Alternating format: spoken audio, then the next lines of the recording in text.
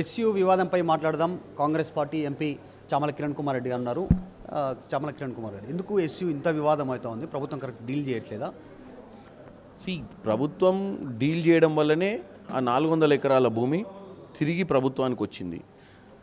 గత 2003 నుంచి ఈ భూమి ఆ రోజు బీజేపీ అధికారంలో ఉన్నప్పుడు సెంట్రల్ గవర్నమెంట్లో, స్టేట్లో బీజేపీ అలయన్స్లో ఉన్నటువంటి టీడీపీ గవర్నమెంట్ ఉన్నప్పుడే ఈ భూములు ఐఎంజీ భారతకి ఇచ్చారు. అంటే అప్పుడే క్లియర్గా హెచ్యూ సెక్రటరీ ఎప్పుడైతే ఈ ప్రభుత్వం బీజేపీ హయాంలో సెంట్రల్ గవర్నమెంట్ ఆధీనంలో ఉన్నటువంటి హెచ్యూ సంబంధించిన ఎవరైతే రిజిస్ట్రార్ ఉండో ఆ రోజే అన్ని అవగాహనతో చేసినటువంటి ట్రాన్సాక్షన్. గత ప్రభుత్వాలు ఏ ప్రయత్నం చేయకపోవడం వల్ల ఈ భూమి తిరిగి రాలే. ఈరోజు ఈ ప్రభుత్వంలో చేసినటువంటి ప్రయత్నంతో ఈ భూమి తిరిగి ప్రభుత్వం ఆధీనంలోకి వచ్చింది. సో దాన్ని అప్రిషియేట్ చేయాల్సిన అవసరం ఉండే. కానీ అప్రిషియేషన్ కంటే ఎక్కువ కూడా ఈ ప్రతిపక్షాలు తప్పుడు ప్రచారం చేసి ప్రభుత్వంపై ప్రజలకు విష ప్రచారం చేయడంలో ఒక స్కెచ్ చేసినటువంటి క్లారిటీ మనకు కనపడుతుంది.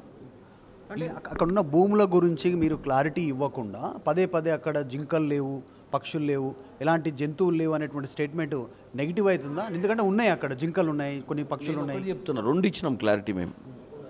ఒకటి, ఈ భూమి ఎట్లా వెనకట ఎవరి హయాంలో ఈ భూమి ఎవరికి ఇచ్చిరనేది చెప్పినాం. దానికి సంబంధించిన ప్రతి కాగితాన్ని నేను కూడా ఆ రోజు పంచనామా రిపోర్ట్ కూడా ఇచ్చినాం.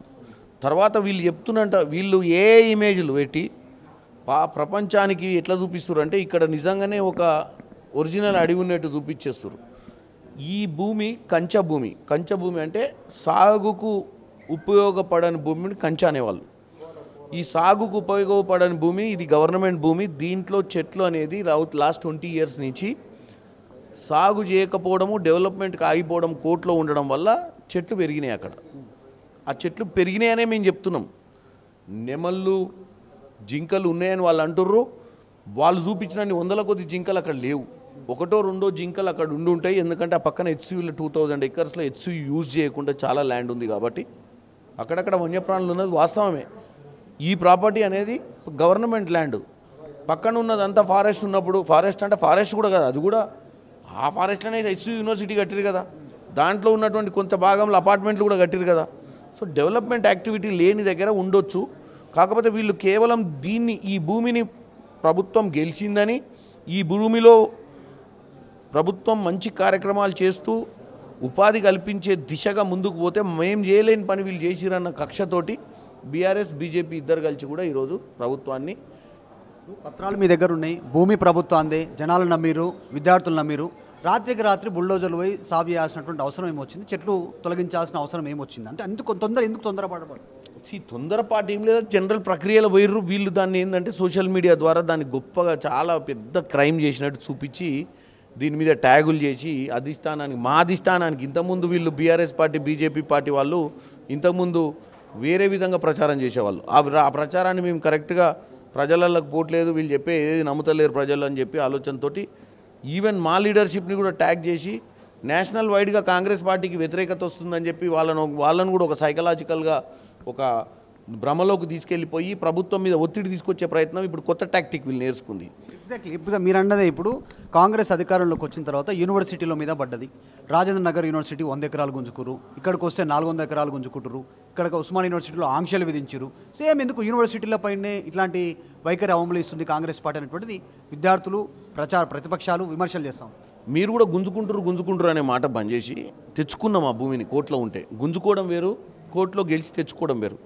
గుంజుకున్నామంటే ఆటోమేటిక్గా ప్రజలు ఏమనుకుంటారంటే నిజంగానే ప్రభుత్వం గుంజుకుంటుంది అనుకుంటుంది. గుంజుకోవట్లేదు మేము. ప్రభుత్వం గెలిచింది, ప్రభుత్వం ఇచ్చిన భూమే ఒక ప్రైవేట్ సంస్థకి ఇస్తే దాని మీద నడిచినటువంటి పోరాటాలను తెచ్చుకున్న భూమి. ప్రభుత్వం ఎప్పుడు గుంజుకోదు. మీరు ఉస్మానియా యూనివర్సిటీలో కూర్చొని యూనివర్సిటీ భూములు యూనివర్సిటీ కాపాడుకోలేక చాలామంది ఎంక్రోచ్ అయ్యారు. యూనివర్సిటీ అనేది ఒక ఆర్గనైజేషన్, ఒక యూనివర్సిటీ అనేది ఒక విద్యా సంస్థకు ఒక వైస్ ఛాన్సలరు, అటానమస్ బాడీ ఉంటుంది. కానీ వాళ్ళ ఆస్తులు కాపాడుకోక వాళ్ళే అన్యాకరాంతు కొంతమంది కబ్జాలు పెట్టే పరిస్థితి మనం చూసినాం. ప్రభుత్వాలు ఎప్పుడు కబ్జా పెట్టదు. ప్రభుత్వ భూమి ఉంటే ప్రభుత్వ భూమి వెనుకకు తీసుకొని ఏదైనా వినియోగించడానికి ప్రయత్నం చేస్తుంది. యూనివర్సిటీకి సంబంధించినటువంటి విద్యార్థులు ఉద్యమం చేస్తారు కాబట్టి వాళ్ళ మీద కక్ష పెట్టుకుంటుంది ప్రభుత్వం అనేటువంటి ప్రచారం చేస్తూ ఉన్నాయి ప్రతిపక్షాలు ఆల్రెడీ.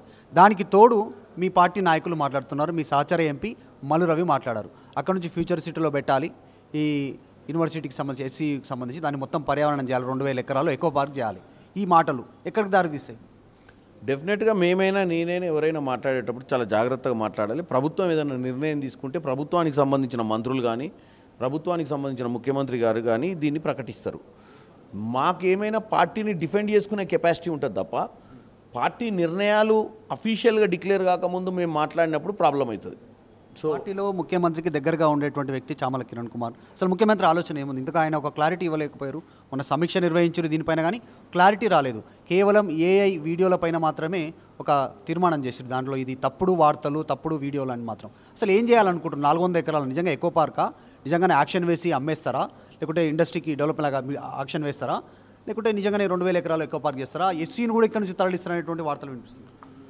నేను ఒకటే చెప్తున్నా మీకు, ముఖ్యమంత్రి గారికి చిత్తశుద్ధి అనేది చెప్పడానికి 21,000 కోటి రైతులకు ఏకకాల రుణమాఫీ మా దగ్గర ఆర్థిక స్తోమత లేకున్నా ఇచ్చిన మాటకు నేను ప్రజల ముందుకు పోలేనన్న ఒక భయం ఉన్న వ్యక్తి ముఖ్యమంత్రి గారు. అంటే మంచి చెయ్యాలే, ప్రజలకు జవాబుదారిని నేను అన్న ఉద్దేశంతో ఈరోజు సన్నబియ్యం కానీ సన్నబియ్యము మనము ఇస్తున్నాము, సన్నబియ్యానికి బోనస్ ఇస్తున్నాము, సన్నబియ్యాన్ని మళ్ళీ పోయి ఇంటింటికి పోయి తినొచ్చారు. అంటే ఇన్ని మంచి కార్యక్రమాలు, యువ వికాసం, ఆర్థికంగా 5 లక్షల రూపాయలు ఎవరికైనా వ్యాపారం పెట్టుకోవాలంటే ఇవ్వాలన్న ఒక ఆలోచన, ఇంటిగ్రేటెడ్ స్కూల్సు, ఇట్లా చెప్పుకుంటూ పోతే గత సంవత్సరంలో గత 10 ఏళ్లలో చేయని ఎన్నో కార్యక్రమాలు రేవంత్ రెడ్డి గారు చేశారు. అంటే రేవంత్ రెడ్డి గారికి చిత్తశుద్ధి ఉందే కదా చేసేది. అంటే రేవంత్ రెడ్డి గారు నిర్ణయాలు తీసుకునే ముందు ఎప్పుడైనా పొరపాట్లు జరిగితే కింది నుంచి వచ్చే స్పందనను బట్టి ఆయన మార్చుకోవాలనుకుంటాడు. ఈ ప్రతిపక్షాలు ఏం చేస్తున్నాయంటే ఆయనకు అవకాశం ఇవ్వకుండా విలన్ చేయాలన్న ఆలోచనతోటే ముందుకు పోతురు. ఆయన కూడా ఒక మనిషే, ఆయనకు ఆలోచనలు ఉంటాయి. ఆలోచనలు నిజంగానే ఆయన తీసుకుందామన్నప్పుడు కింద గ్రౌండ్ రియాలిటీకి కొన్నిసార్లు కొన్ని సందర్భాల్లో విభేదాలు వచ్చినప్పుడు, లేకపోతే దాని మీద ప్రజలకు తప్పుగా అర్థం చేసుకునే పరిస్థితి వచ్చినప్పుడు మాలాంటి నాయకులు మీలాంటి జర్నలిస్టులతో మాట్లాడినప్పుడు వచ్చేటువంటి స్పందనను కూడా మేము ఆయనకు చెప్తాం. చెప్పినప్పుడు నిర్ణయాలు వెనుకకు తీసుకొని కరెక్షన్ చేసుకునేది తప్పు లేదు. విద్యార్థుల నుంచి వస్తుంది, వ్యతిరేకత వ్యక్తం అవుతుంది. ఎస్సీ యూనివర్సిటీ వ్యక్తులు మీ ఎన్ఎస్సీ విభాగం కూడా వద్దు, యాక్షన్కు వేలం వేయొద్దు అనేటువంటి ఒక లేఖ రాసిరు. చివరగా ఈ 400 ఎకరాల విషయంలో ప్రభుత్వం ఏ నిర్ణయం తీసుకోబోతుంది? ఫైనల్గా ఏం చెప్తారు? మీరు అన్నట్టు స్టూడెంట్స్కి నాలెడ్జ్ ఉండదు, రెవెన్యూ నాలెడ్జ్. నేను ఇందాకనే బీజేపీ ప్రభుత్వంలో 2003లో ఉన్నప్పుడు చంద్రబాబు నాయుడు వాళ్ళ అలయన్స్లో ఉన్నప్పుడు ఈ భూమిని 400 ఎకరాలు ఒక ప్రైవేట్ సంస్థకి ఇచ్చారు. అంటే ఎవరిచ్చిర్రు ఇది ప్రైవేట్ సంస్థకు? కాంగ్రెస్ పార్టీ ఇలే. కాంగ్రెస్ పార్టీ వెనుకకు తెచ్చింది. వాళ్ళు ప్రైవేట్ సంస్థకి ఇస్తే కాంగ్రెస్ పార్టీ 16 అంటే రాజశేఖర్ రెడ్డి గారు ప్రభుత్వంలో ఉన్నప్పటి నుంచి రోషయ్య గారు, కిరణ్ కుమార్ రెడ్డి గారు, 10 ఏళ్ళు ఉన్నటువంటి బీఆర్ఎస్ ప్రభుత్వం, ఇప్పుడు చిత్తశుద్ధి ఉన్న ముఖ్యమంత్రి రేవంత్ రెడ్డి గారు వచ్చినాక ఈ భూమిని వెనుకకు తీసుకున్నాం అనేది ఇక్కడ అజెండా. ఇది తెలంగాణ ప్రజలు గమనించాలి. గత 10 సంవత్సరాలుగా ప్రైవేట్ సంస్థ చేతుల నుంచి భూమి లాక్కోలేనిపోయినటువంటి బీఆర్ఎస్ వాళ్ళు, వాళ్ళకి అధికారమే లేదు ఈరోజు మా గురించి మాట్లాడడానికి. వాళ్ళు ఆ భూమిని ప్రైవేట్ వాళ్ళకి ఇచ్చి దాంట్లో సెటిల్మెంట్ చేసుకుందామన్న ఆలోచన ఉండేది తప్ప వాళ్ళకు ఈ భూమిని తీసుకొచ్చి మళ్ళీ ప్రభుత్వ అవసరాలకు వాడాలన్న ఇంగిత జ్ఞానం కూడా లేని వాళ్ళకు మేము సమాధానం చెప్పాల్సిన అవసరం లేదు. ఇది హెచ్సియు భూముల వివాదానికి సంబంధించి గతంలో ఇచ్చిన హామీల విషయంలో ముఖ్యమంత్రి చిత్తశుద్ధితో ముందుకు వెళ్తూ ఉన్నారు. హెచ్సియు విషయంలో కూడా అదే జరుగుతూ ఉంది. ప్రైవేటు వ్యక్తుల చేతుల్లో ఉన్నటువంటి భూములను ప్రభుత్వం స్వాధీనం చేసుకుంది, కానీ దాన్ని వివాదం చేసే ప్రయత్నం ప్రతిపక్షాలు చేస్తున్నాయనేటువంటి అంశాన్ని చామల కిరణ్ కుమార్ రెడ్డి ఎంపీ చెప్తా ఉన్నారు. ప్రపంచంలో ఏ మూల ఏ క్షణం ఏం జరుగుతుందో వేగంగా తెలుసుకోవడానికి తొలి వెలుగు వాట్సాప్ ఛానల్ని ఫాలో చేయండి.